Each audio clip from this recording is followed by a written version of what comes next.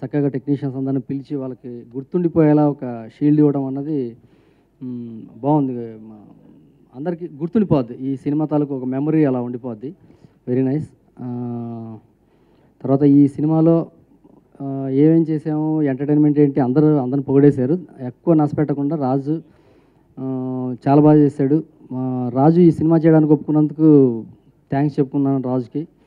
తర్వాత విష్ణుబాబు చాలా చాలా బాగా చేశాడు. విష్ణుబాబు ప్రతి డయాస్లో చెప్తున్నాను, ఈ సినిమాలో విష్ణుబాబు కామెడీ చూడండి షాక్ అవుతారు, అంత బాగా చేశాడు. Thank you. తర్వాత ఒకప్పుడు మనకి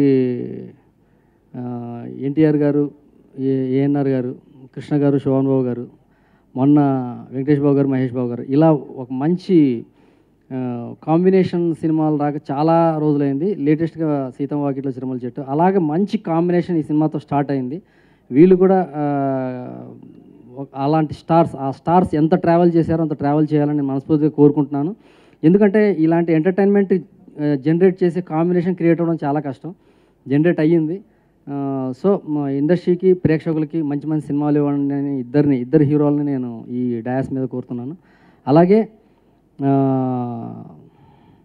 సోనారిక అండ్ హెబ్బా తెలుగు ఫీల్డ్లో నాకు తెలిసి ఒక మంచి కమర్షియల్ ప్యాకేజ్ రమ్యకృష్ణ గారు, రోజా గారు చాలా బాగుండేది. వాళ్ళ కాంబినేషన్ ఎక్స్ట్రాడినరీగా ఉంటుంది. రమ్యకృష్ణ అలాగా వీళ్ళు కూడా రమ్యకృష్ణ అండ్ రోజా అటువైపు తిరుగుతుంది అబ్బా. సో అలాగా ఒక మంచి ఇద్దరు కూడా మంచి మంచి సినిమాల్లో చేయాలి, ప్రేక్షకులకి కన్నుల పండుగలా వీళ్ళు ఉండాలని మనస్ఫూర్తిగా కోరుకుంటున్నాను. తర్వాత ఈ బ్యానర్ చాలా బాగుంది. ఈ బ్యానర్లో పనిచేయడం మనశ్శాంతిగా ఉంది, హాయిగా ఉంది, టెన్షన్స్ లేవు, కాబట్టి మంచి అవుట్పుట్ ఇచ్చాను. సో ఇంత ప్రాజెక్ట్ని ఏ టెన్షన్ లేకుండా చేయటం అన్నది అంత ఈజీ ఏం కాదు.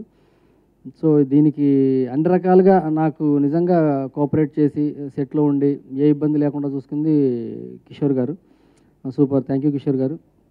తర్వాత ఎక్కడున్నా ఈ సినిమా ఎలా వస్తుంది అని ప్రతి క్షణం దాన్ని వాకప్ చేస్తూ దాన్ని ఫాలో పెడుతూ ఈ సినిమాని బాగా వచ్చేంత వరకు వదలకుండా పట్టుకున్న వ్యక్తి అనిల్ గారు.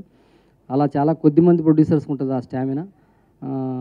అనిల్ గారు అలాంటి స్టామినా ఉన్న ప్రొడ్యూసర్. సో ఈ బ్యానర్ ఇంతటితో ఆగదు, ఇది చాలా ఆల్రెడీ పెద్ద సంస్థ. ఈ పెద్ద సంస్థ ఇంకా వీళ్ళు 100 కాదు, వీళ్ళు 100 దాటి సినిమాలు తీయాలి. చాలా మంచి మంచి సినిమాలు తీసి ఈ నిర్మాణ సంస్థలో నేను కూడా గుర్తుండిపోయే సినిమాలు చేయాలని మనస్ఫూర్తిగా కోరుకుంటాను. నీకు అసలు ఆశయం అంటూ ఏం లేదురా? ఎందుకు లేదు?